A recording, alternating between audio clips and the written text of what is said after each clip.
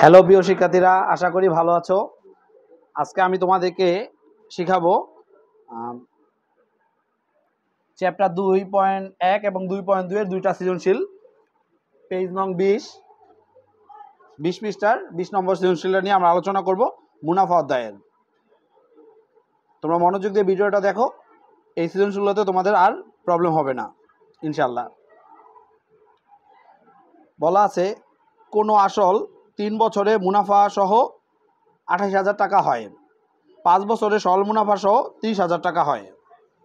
3 বছরে মুনাফা আসল দেওয়া আছে, মুনাফা সহ বলতে মুনাফা আসল, আর 5 বছরে মুনাফা আসল দেওয়া আছে। উদ্দীপকটা আমরা একটু বুঝতে হবে আমাদেরকে।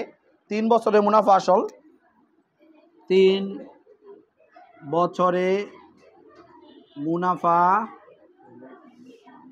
আসল 28,000,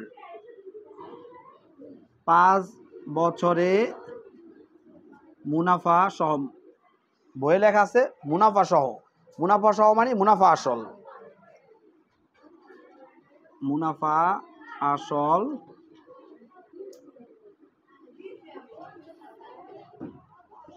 30,000 টাকা। এ হচ্ছে উদ্দীপক। 5 বছরে মুনাফা আসল 28,000 টাকা, 3 বছরে মুনাফা আসল 30,000 টাকা। কতে বলেছে প্রতীকগুলোর বর্ণনা সহ মূলধন নির্ণয়ের সূত্রটি লেখো। প্রতীকগুলোর বর্ণনা সহ মূলধন নির্ণয়ের সূত্রটি লেখো। মূলধন বলতে আসল, আসল নির্ণয়ের সূত্রটা লিখতে বলছে।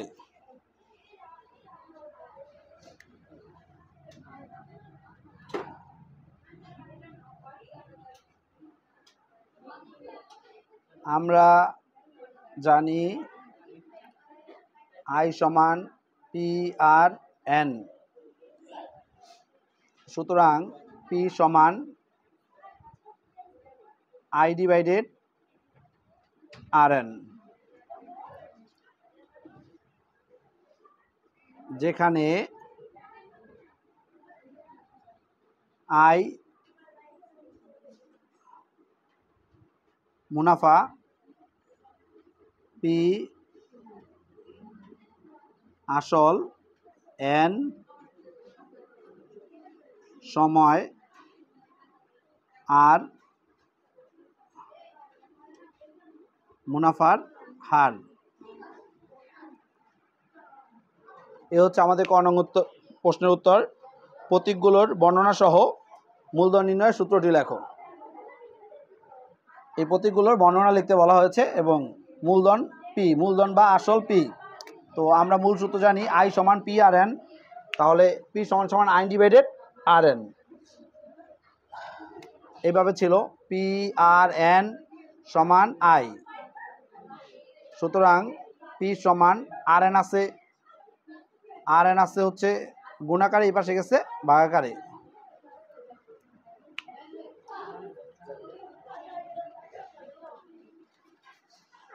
ওকে, মুনাফার হার নির্ণয় করো। এই যে উদ্দীপকের যে কোশ্চেনটা আছে, এখান থেকে মুনাফার হার নির্ণয় করতে বলা হয়েছে।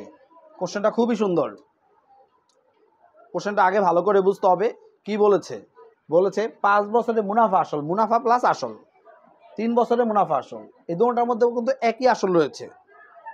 তাহলে এই 2,000 টাকা বৃদ্ধি পেয়েছে 2 বছরের জন্য। তো আমরা দেখি। ওকে,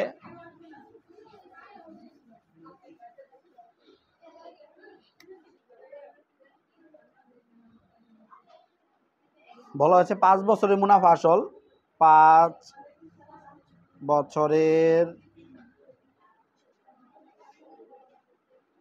মুনাফা আসল, 5 বছরের মুনাফা আসল 30,000 টাকা। 3 বছরের মুনাফা আসল 28,000 টাকা।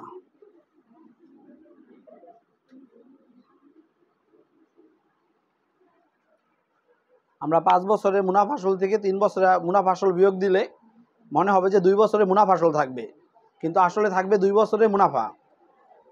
কেন? এই দুটোটার মধ্যে একই আসল রয়েছে, আসল কিন্তু বৃদ্ধি পায় না। যে টাকাটা বৃদ্ধি পাইছে সময়ের জন্য সেটা হচ্ছে মুনাফা। এই জায়গায় এই লাইনটা বুঝতে পারলে তুমি অঙ্কটা কী করতে পারবে, সমাধান করতে পারবে এবং তোমার বোধগম্য হবে। এবং অবশ্যই তোমাকে এই লাইনটা বুঝতে হবে যে 5 বছরের মুনাফা আসল থেকে 3 বছরের মুনাফা আসল বিয়োগ দিলে থাকবে 2 বছরের মুনাফা। তাহলে 2 বছরের মুনাফা সমান 30,000 থেকে 28,000 বিয়োগ দিলে থাকে 2,000 টাকা। সুতরাং 1 বছরের মুনাফা, ঐকিক নিয়মের অঙ্ক, 2 বছরের মুনাফা যা হবে 1 বছরের মুনাফা তার চেয়ে কম হবে, 2 দ্বারা ভাগ। তাহলে 2,000 ভাগ 2 এত টাকা। সুতরাং এখন আমি হয় 3 বছরের মুনাফাও বের করতে পারি, 5 বছরের মুনাফাও বের করতে পারি। যদি আমি 3 বছরের মুনাফা বের করি, আমি 3 বছরেরটা করব। 3 বছরের মুনাফা 2,000 গুণ 3 ভাগ 2, 2 দ্বারা 2 এর একবার, 2,000 1,000 বার, 3,000 টাকা। দেখো, আর কেউ যদি 5 বছরের মুনাফা বের করতো তারপর অঙ্কটা করতে পারতো, তাহলে সে 5 বছরের মুনাফা আসল থেকে বিয়োগ দিয়ে আসলটা বের করতো। আমি বের করে দেখাচ্ছি। এটা হচ্ছে মুনাফা। এখন আমি মুনাফা আসল থেকে মুনাফা বিয়োগ দিলে আসল থাকবে, মুনাফা আসল থেকে মুনাফা বিয়োগ দিলে আসল থাকবে। এখন তোমাদের কনফিউশন লাগতে পারে, এখানে তো 2টা মুনাফা আসল, একটা হলো 28,000, একটা হচ্ছে 30,000। কিন্তু দেখো 3 বছরের মুনাফা, তুমি কিন্তু এখানে 3 বছরের মুনাফা বের করেছো, সুতরাং তোমার বিয়োগ দিতে হবে 3 বছরের মুনাফা আসল থেকে। সো আমরা জানি সূত্র, যদি আমরা লিখি, আমরা জানি এ সমান সমান পি প্লাস আই, বা পি হবে এ বিয়োগ আই। মুনাফা আসল 28,000 বিয়োগ 3,000, 25,000 টাকা। 25,000 টাকা হচ্ছে আসল, 3,000 টাকা মুনাফা। এখন আমরা মুনাফা হার নির্ণয় করব, সেখানে এন এর মান মানে সময় ব্যবহার করব 3 বছর। এবং কেউ যদি এখানে 5 বছরের মুনাফা বের করতো তাহলে তার আসতো হচ্ছে 5,000 টাকা আসতো, তখন সে বিয়োগ দিত 30,000 থেকে, 30,000 বিয়োগ 5,000, 25,000। আসল কিন্তু 25,000 টাকায় আসতো। আসল কত আসতো? 25,000 টাকা আসতো। তখন তার এন এর মান ব্যবহার করতো সে 5, আই এর মান ব্যবহার করতো 5,000 এবং পি এর মান ব্যবহার করতো 25,000। এই 3টা ডেটা ব্যবহার করে করতো। কিন্তু এখন আমরা কি করব? এখন আমরা এন এর মান ব্যবহার করব 3, আই এর মান ব্যবহার করব 3,000 এবং পি এর মান ব্যবহার করব 25,000। এটা দিয়ে আমরা করব, এটা আমরা করব না, এটা যদি করতে চাইতো করতে পারতো। তাহলে এখন আমাদের কি কি আছে? আমাদের ডেটা আছে হচ্ছে সময় এন সমান 3 বছর, মুনাফা আই সমান 3,000 টাকা, আসল পি সমান 25,000 টাকা। মুনাফার হার আর সমান কত? একেবারে ইজি একটা অঙ্ক, এখন আর কোনো কষ্ট নাই। আমরা জানি আই সমান পি আর এন, বা পি আর এন সমান আই। আমাদের আর লাগবে আর সমান সমান I divided P N. P এর মান হচ্ছে 3,000, সরি, আই এর মান 3,000, পি এর মান 25,000 আর এন এর মান 3 বছর ইন্টু 100%। আর এর মান যখনই আমরা রেজাল্টটা বের করবো শেষে, তখনই আর এর মান বের করার জন্য 100 দ্বারা গুণ দিতে হবে। আর যখন অঙ্কে আরটাকে বসাবো, 5%, 10% দেওয়া থাকবে, 5% দেওয়া থাকলে 5/100, 10% দেওয়া থাকলে 10/100। এই শূন্য এই শূন্য এই শূন্য এই শূন্য এই শূন্য এই শূন্য, 3 দা 3-এর একবার, 100-রে 300-রে 100 বার, 25 দা 25-টা একবার, 100-রে 4 বার, শেষ পর্যন্ত আসবে 4%। আর এর মান হবে 4%। ওকে প্রিয় শিক্ষার্থীরা, তোমাদেরকে আরও কোনো কোশ্চেন থাকলে জানাও। আপনারা যারা অনলাইনে দেখতেছেন, আমি অফলাইনে কিছু স্টুডেন্ট পড়াচ্ছি আমার কোচিংয়ে, এবং সাথে রেকর্ডেড ক্লাসটাও অনলাইনে ছাড়ার জন্য ভিডিও করে রাখতেছি। তো শিক্ষার্থীদের কাছে আমি জিজ্ঞাসা করব ওরা ওদের কোনো জায়গাটা বোঝেন এরকম আছে কি না। যদিও এই অঙ্কের বেসিক ধারণা ওদের আগে দেওয়া আছে, আপনারাও যারা বেসিক পারেন এই অঙ্কের, তারা এইটা দেখবেন। তোমাদেরকে আরও কোনো কোথাও কোশ্চেন আছে? ওকে, কেউ সংকোচ করো না, না বুঝলে বলতে পারো। তাহলে আমরা পরের কোশ্চেনে যাব। বলছে একই হারে ব্যাংকে কত টাকা জমা রাখলে, একই হারে ব্যাংকে কত টাকা জমা রাখলে 5 বছরে মুনাফা আসলে 48,000 টাকা পাওয়া যাবে। আচ্ছা দেখি তোমরা বলতে পারো কি না। বলতে পারলে সমস্যা হয়, সবাই একসাথে বলবা। একই হারে কত টাকা জমা রাখলে, এই জায়গায় কী কোশ্চেন চেয়েছে? একই হারে কত টাকা জমা রাখলে, মানে কত টাকা জমা রাখলে মানে আসল, মানে কী টাকা জমা রাখলে তুমি পরে 48,000 টাকা ফেরত পাবা। ওই 48,000 টাকা হলো মুনাফা আসল। মুনাফা আসলে 48,000 টাকা ফেরত পাবা, এটা বলা হয়েছে। ওকে,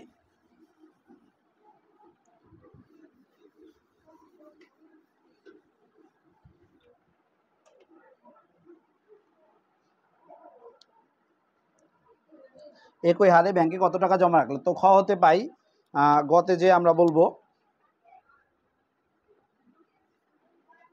খ হতে পাই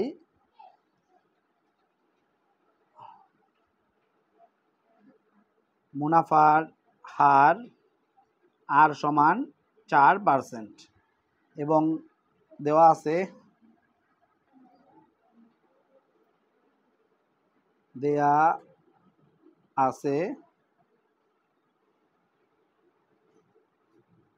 মুনাফা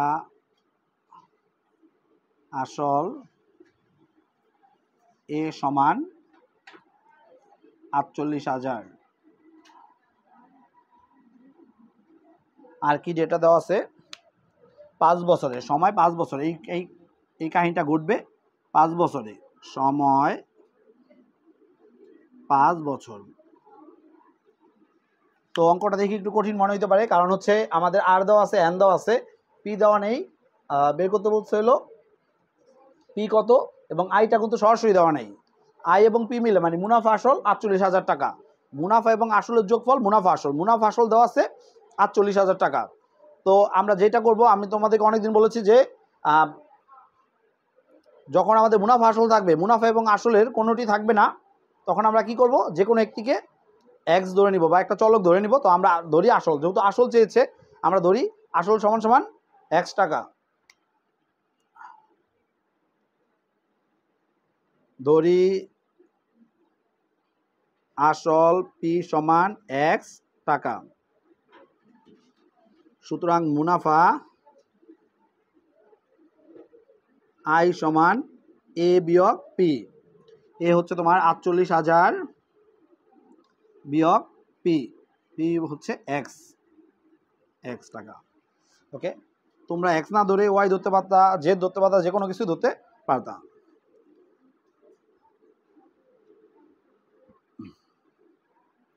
তাহলে এখন আমরা সূত্রটা প্রয়োগ করবো, একটা স্বাভাবিক সূত্র। আমরা জানি আই সমান পি আর এন। তাহলে আই হচ্ছে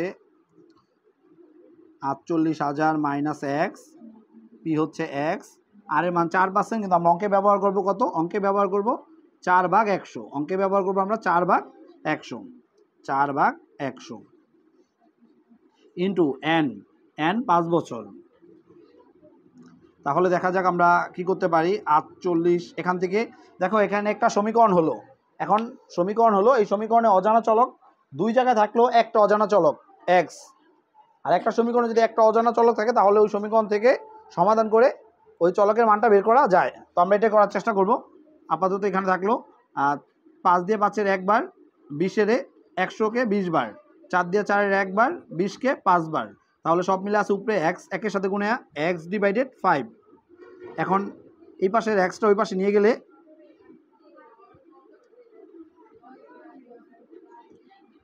x ডিভাইডেড 5 প্লাস এক্স, এই টোটালটা এই পাশে ভাববো আর এইটাই, কারণ চলকটা যদি বামে রাখি তাহলে আমাদের ভালো হয়, তাহলে আর যোগটাও করবো সাথে সাথে। অবশ্য আরেকটা লাইন আমি দেখাই।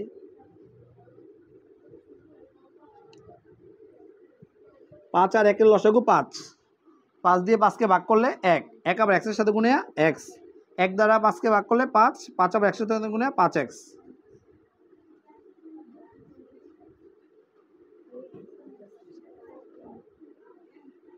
6x ভাগ 5 সমান 48,000।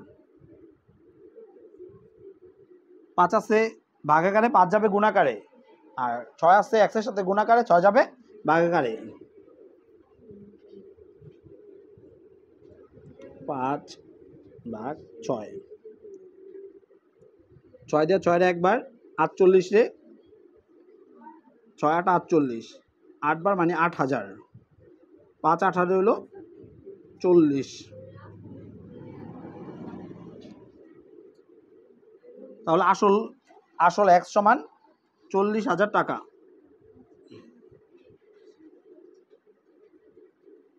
আসল x সমান 40,000 টাকা। মানে ব্যাংকে তুমি 40,000 টাকা রাখলে 4% হারে, ব্যাংকে 40,000 টাকা রাখলে 4% হারে 5 বছর পরে তুমি 48,000 টাকা ফেরত পাবে। যদি বলতো কত টাকা মুনাফা, এটা বের করে রাখতে এখন আর আমাদের লাগবে না, তাহলে 8,000 টাকা মুনাফা হইতো, কারণ আমাদের মুনাফা আসলে দেওয়া ছিল 48,000 টাকা। ওকে প্রিয় শিক্ষার্থীরা, তোমাদের যদি কারো কোনো কোশ্চেন থাকলে তোমরা আমাকে বলতে পারো, যে কোনো জায়গায় যে কোনো কোশ্চেন তোমরা করতে পারো, নো প্রবলেম। মোহনা, কোনো কোশ্চেন আছে? কাশপিয়া, দেলোয়ার, আলিফ কই? আমার ব্যাচে একটাই মাদ্রাসার স্টুডেন্ট 8ম শ্রেণীর ব্যাচে, যদিও 9ম শ্রেণীর ব্যাচে আরও 2টা মাদ্রাসার স্টুডেন্ট আছে, ভালোই পারে মাদ্রাসা পড়ে। অনেকে ভাবতে পারে যে মাদ্রাসার স্টুডেন্ট একটু কম মেধাবী হয়, আসলে কথাটা ভুল। আলিফকে দেখলে বোঝা যায় যে আসলে ও ভালোই, খুব দ্রুত ও হিসাব করতে পারে। কারো কোনো কোশ্চেন আছে? ওকে, কেউ সংকোচ করো না যে অনলাইনে রেকর্ডেড ক্লাসটা যাবে দেখে যে তোমরা কোশ্চেন করবে না, বিষয়টা ওরকম না। তোমরা তোমাদের যদি যে কোনো কোশ্চেন থাকলে, যে এই জায়গায় যত ছোট হোক যত বড় হোক কোশ্চেন করতে হয়, কোশ্চেন না করলে তোমরা শিখতে পারবে না। তোমরা যদি না বুঝার পরেও চুপ করে থাকো তাহলে তোমরা একেবারেই কী করতে পারবে না, শিখতে পারবে না। ওকে ওকে,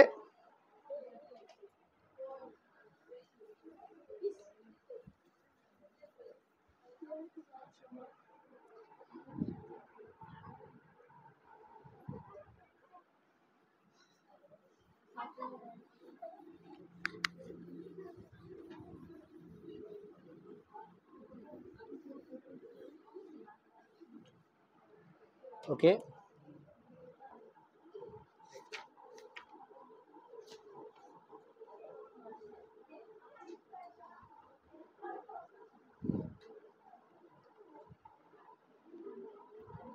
আমরা এখন সমাধান করব 27 পৃষ্ঠার 13 নম্বর সৃজনশীল, পেজ নং 27, সৃজনশীল।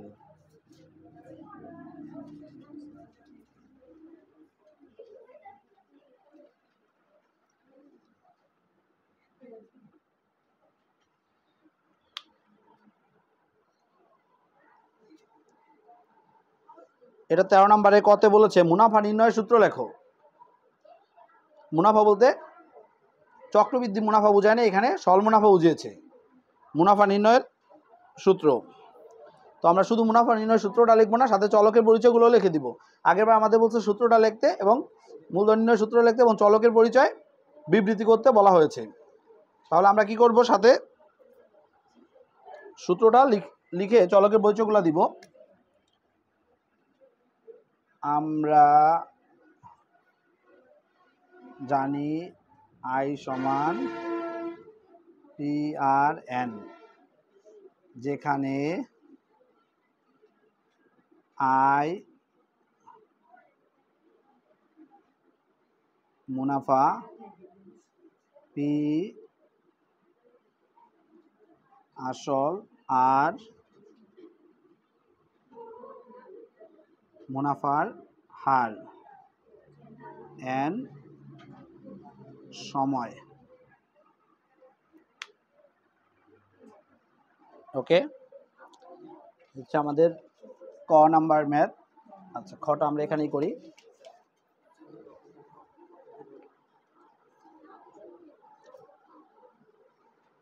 তেরো নম্বরে উদ্দীপকটা বলতেছি, তখন আমার উদ্দীপক পড়া উচিত ছিল, কিন্তু ক হলো উদ্দীপক রিলেটেড না, এই জন্য আমি তখন আসলে উদ্দীপকটা বই নাই। একহার চক্রবৃদ্ধি মুনাফায় কোনো মূলধন, চক্রবৃদ্ধি কথাটাও খেয়াল রাখতে হবে। একহার চক্রবৃদ্ধি মুনাফায় কোনো মূলধন এক বছর আনতে মানে এক বছর শেষে, এক বছর আনতে মানে এক বছর শেষে চক্রবৃদ্ধি মূলধন 19,500 এবং 2 বছর আনতে চক্রবৃদ্ধি মূলধন 20,280। জাস্ট দুইটা তথ্য দেওয়া আছে, আর কোনো তথ্যই দেওয়া নাই, কিন্তু এটা দিয়ে আমরা সুন্দরভাবে ম্যাথটা করতে পারবো। এবং এই ম্যাথটা খুবই ইম্পর্টেন্ট, বৃত্তি পরীক্ষায় আসার মতো একটা ম্যাথ। তোমরা তো সামনে বৃত্তি দিবা, বৃত্তি পরীক্ষা আসার মতো, মানে এই ম্যাথটা খুবই আসার জন্য এটা খুবই গুরুত্বপূর্ণ একটা ম্যাথ। তোমরা মনোযোগ দিয়ে দেখো।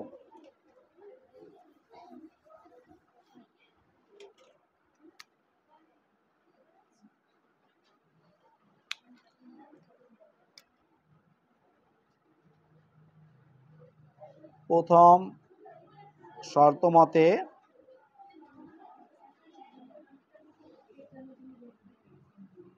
P into 1 plus R to the power N, এনের জায়গায় সূত্র চক্রবৃদ্ধি মূলধনের সূত্র, চক্রবৃদ্ধি মূলধনের সূত্র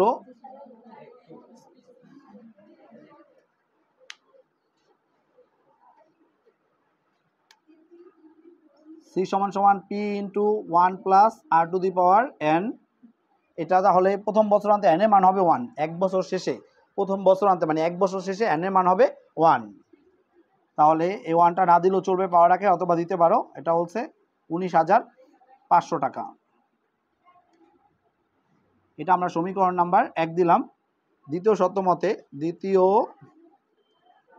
শর্ত মতে সি সমান সমান P into 1 plus R to the power whole N, এই জায়গায় আমাদের হবে 1 প্লাস আর টু দি পাওয়ার 2, 20,280 টাকা, 20,280 টাকা। ওকে, তো এখানে একটু এখানে যদি আমি একটু চলকের পরিচয়গুলো আগে বলে নিতাম তাহলে ভালো হতো। পি হচ্ছে আসল আর মুনাফার হার, এন সময়। এখানে আয় থাকবে না, কারণ হচ্ছে এটা তো সরল মুনাফা নয়, আয় হচ্ছে সরল মুনাফা, আয়ের পরিচয় হচ্ছে সরল মুনাফা। এখানে চক্রবৃদ্ধি মুনাফার সরাসরি কোনো সূত্রটা দেওয়া হয় নাই। চক্রবৃদ্ধি মূলধন থেকে প্রারম্ভিক মূলধন মানে পি, প্রারম্ভিক মূলধন মানে শুরুর মূলধন, চক্রবৃদ্ধি মূলধন থেকে প্রারম্ভিক মূলধন বিয়োগ দিলে চক্রবৃদ্ধি মুনাফা পাওয়া যাবে। ওকে, আমরা বের করতে বলা হয়েছে আমাদের মুনাফার হার, মূলধন নির্ণয় করো। আমরা পি বের করব। আমরা এবার আমরা সমীকরণটা দিকে তাকাবো। আমরা যা করব 2 নং ভাগ 1 নং, 2 নং সমীকরণকে 1 নং দ্বারা ভাগ দিব। তাহলে বাম পক্ষ ভাগ বাম পক্ষ, ডান পক্ষ ভাগ ডান পক্ষ। অনেক শিক্ষার্থীদের মনে কোশ্চেন থাকে, স্যার আমরা যদি ভুলে 1 নং থেকে 2 নং, 1 নংকে 2 নং দ্বারা ভাগ করি তাও অঙ্কটা মিলবে, তবে 2 নং থেকে 1 নং দ্বারা ভাগ করাটা ভালো হবে। এই পি কাটা যাবে, আর এখানে আছে 1 প্লাস আর হোল স্কোয়ার, মানে দুইটা গুণাকারে আছে, একটা কাটা যায় আরও একটা থাকবে 1 প্লাস আর। এভাবে কেটে দেওয়ার দরকার নাই, তোমরা পরের লাইনে শুধু লিখে দিবে 1 প্লাস আর।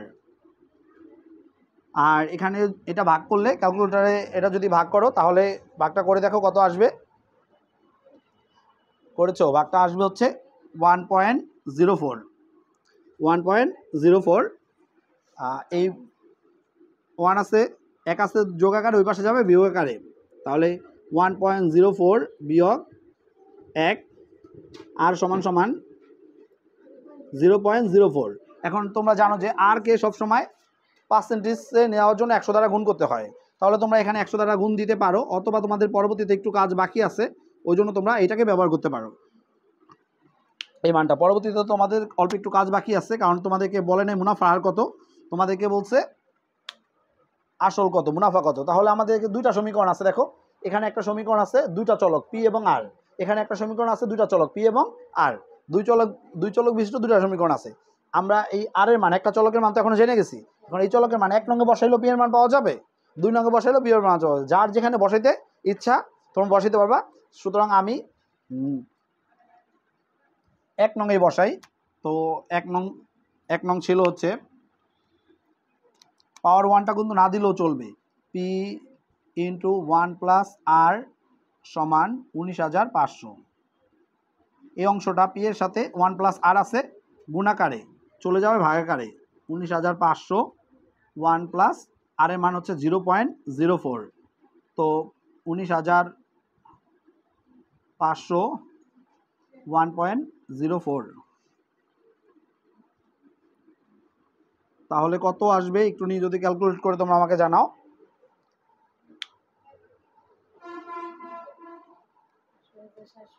18,750, 18,750 টাকা। আবার জন লিখে রেখো না, তোমরা তো আবার টাকার জায়গায় বেশিরভাগই জন লিখে রাখো, ভুল করো, সব কিছুকে মানুষ মনে করো। ওকে, তাহলে এই হলো আমাদের মূলধন বা আসল, মূলধন বা আসল যেটাকে পি দ্বারা প্রকাশ করে, এটা হলো প্রারম্ভিক মূলধন বা আসল। আর এই সি হচ্ছে চক্রবৃদ্ধি মূলধন। সি কি? চক্রবৃদ্ধি মূলধন, চক্রবৃদ্ধি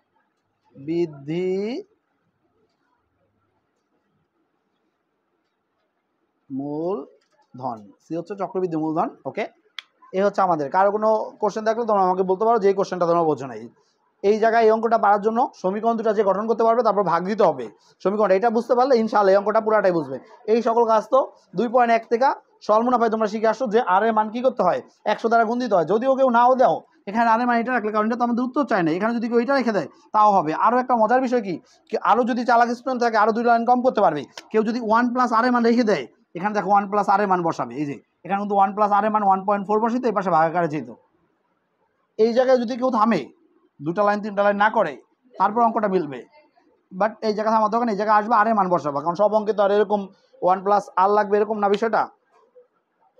ওকে, তাহলে আমরা গ নং কোশ্চেনে যাব। কারো কোশ্চেন থাকলে বলতে পারো। তো কোনো কোশ্চেন আছে? ওকে, মনিকা কই, কোনো কোশ্চেন আজকে? কারোই কোনো কোশ্চেন নাই? ওহো,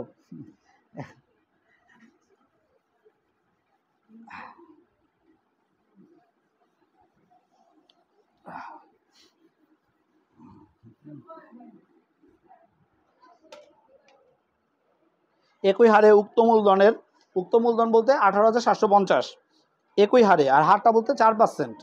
একই হারে উক্ত মূলধনের জন্য 3 বছর পর সরল মুনাফা ও চক্রবৃদ্ধি মুনাফার পার্থক্য কত? একেবারে কমন কোশ্চেন এবং ইম্পর্টেন্ট, এই অধ্যায়ে সবচেয়ে কমন কোশ্চেন এবং ইম্পর্টেন্ট এই কোশ্চেনটা। একই হারে উক্ত মূলধন, তো একই হার বলতে আমরা খ হতে পেয়েছি, যা যা পেয়েছি ডেটাগুলো লিখবো। এখন আমরা গ নং কোশ্চেন সমাধান করব।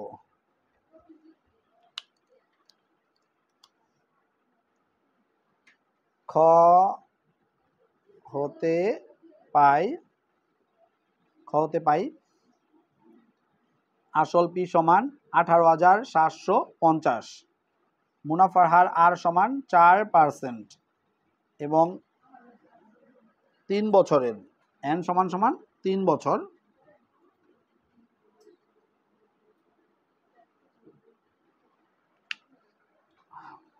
এন সমান 3 বছর। এখন আমরা বের করব 3 বছর পরে সরল ও চক্রবৃদ্ধি মুনাফার পার্থক্য। তোমরা জানো যে সরল মুনাফা 3 বছরে যা হবে চক্রবৃদ্ধি মুনাফা তার চেয়ে একটু বেশি হবে, কারণ চক্রবৃদ্ধি মুনাফা হচ্ছে মুনাফার উপরে আবার মুনাফা বিবেচনা করা হয়। প্রতি বছর একটা নতুন চক্রবৃদ্ধি মূলধন দ্বারা ওই মূলধনের উপর চিন্তা করা হয়। আর সরল মুনাফা হচ্ছে সবসময় প্রারম্ভিক মূলধনের উপরে মুনাফাটা চিন্তা করা হয় বা হিসাব করা হয়। ওকে, সহজটা আমরা আগে করি, আগে 3 বছরের সরল মুনাফা বের করি। তো সরল মুনাফা আই সমান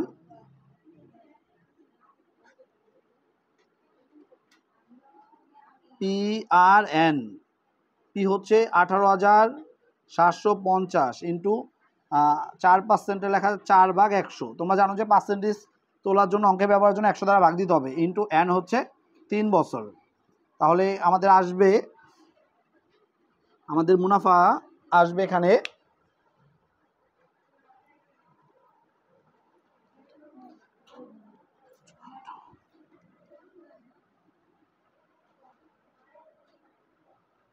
18,750 গুণ 4 গুণ 3,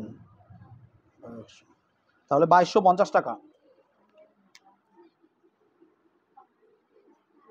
2250 টাকা আসবে আমাদের সরল মুনাফা। এবার আমরা দেখবো 3 বছরের চক্রবৃদ্ধি মুনাফা। এখন চক্রবৃদ্ধি মুনাফার জন্য আগে আমাকে কী করতে হবে, চক্রবৃদ্ধি মূলধন সি বের করতে হবে। P into 1 plus R to the power N C, এই সি বের করে তারপর 3 বছরের সি বের করে 3 বছরের সি থেকে আবার প্রারম্ভিক মূলধন বিয়োগ দিতে হবে। এই রেজাল্ট হবে আমাদের রেজাল্ট 3 বছর। এইটা এই যে P into 1 plus R to the power N, এটা হচ্ছে চক্রবৃদ্ধি মুনাফা সি, এবং পি হচ্ছে প্রারম্ভিক মুনাফা। পি হচ্ছে প্রারম্ভিক মুনাফা। চক্রবৃদ্ধি মুনাফা বের, চক্রবৃদ্ধি মূলধন বের করে প্রারম্ভিক মূলধন বিয়োগ দিলে থাকবে চক্রবৃদ্ধি মুনাফা। তাহলে আমরা কাজটা একসাথেই করে দিব। আমরা 2 স্টেপে করতে পারতাম এটা, কিন্তু এক স্টেপেই করব। 2 স্টেপে করলে আমরা লিখতাম চক্রবৃদ্ধি মূলধন, আর এখন লিখবো আমরা চক্রবৃদ্ধি মুনাফা। চক্রবৃদ্ধি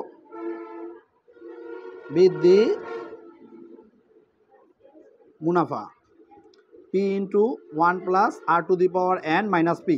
তোমরা অনেক সময় কি বেশিরভাগই 2 স্টেপে করো, অঙ্কটা সহজ লাগে, এভাবেও করতে পারো।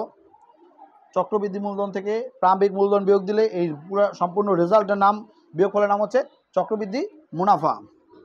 পি হচ্ছে 18,750 ইন্টু 1 প্লাস আর এর মান হচ্ছে 0.04 পাওয়ার 3 বিয়োগ আবার 18,750। এই হিসাবটা করে একেবারে শেষে বিয়োগটা করবে, হিসাবটা করে শেষে বিয়োগটা করবে।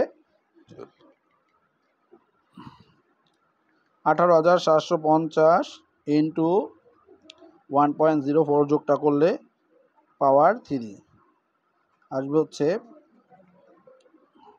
21,091.2। 21,091.2 21,091.2 বিয়োগ 18,750। তো বিয়োগ করলে থাকবে 18,750 2341.2 টাকা। 2341.2 টাকা। এই হচ্ছে আমাদের চক্রবৃদ্ধি 3 বছর পর চক্রবৃদ্ধি মুনাফা আর 3 বছর পর সরল মুনাফা। এখন বলছে চক্রবৃদ্ধি ও সরল মুনাফার পার্থক্য। চক্রবৃদ্ধি ও সরল মুনাফার পার্থক্য। চক্রবৃদ্ধি ও সরল মুনাফার পার্থক্য। সরল মুনাফার পার্থক্য। বড়টা থেকে ছোটটা বিয়োগ, পার্থক্য বের করতে হয় সবসময় বড়টা থেকে ছোটটা বিয়োগ। 2341.2 বিয়োগ 2250 কত আসবে? এটা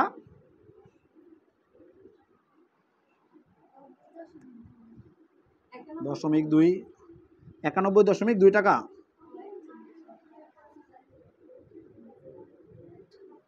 91.2 টাকা। তাহলে এই হচ্ছে আমাদের গণনের উত্তর। একেবারে ইজি এবং ইম্পর্টেন্ট, খুবই ইম্পর্টেন্ট একটা ম্যাথ। তোমরা কেউ যদি না বোঝো আমাকে অবশ্যই কমেন্ট বক্সে জানাবে, আমি সমাধান করে দিব। আর তোমরা এই সামনে যারা আছো তারা এখনই বলতে পারো কোথায় বোঝো নাই, তোমাদের মাধ্যমে কেউ তোমরা না বুঝলে এখন কোশ্চেনগুলো এখনই আরও ভালো করে বুঝিয়ে দেওয়া যাবে। নাবিলা কোনো কোশ্চেন আছে? দেলোয়ার কি হাসি দিয়েছে দেলোয়ার, দেখছো? আচ্ছা ওকে, সবাইকে হাসি খুশি লাগতেছে আজকে, ভালো লাগলো তোমাদের সাথে ক্লাস নিয়ে।